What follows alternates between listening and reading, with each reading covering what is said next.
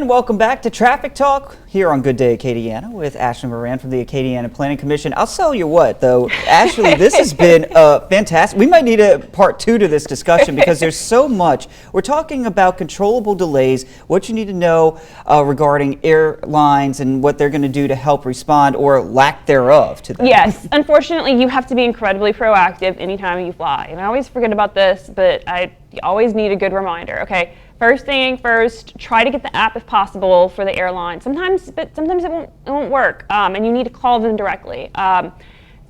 Monitor your flights. There's a great system called FlightAware where you can track your incoming flight, your plane, where it's coming from to see if it's being delayed. You have to just stay on top of it because basically what happened was on Friday, our plane had a controllable delay. It had mechanical. They just had to take some fuel off the plane. It delayed the flight by an hour.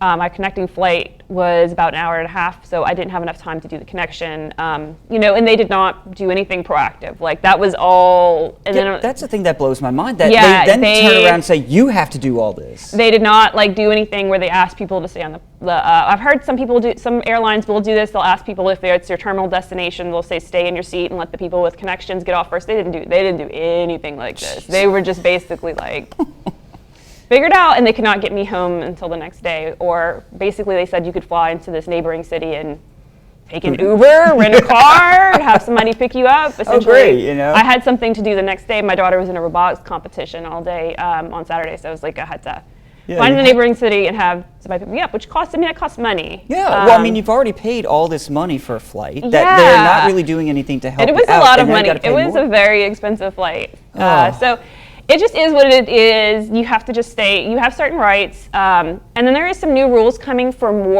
even more services. There is a new rule requiring that the airline cannot charge you money to sit with a child under the age of 13.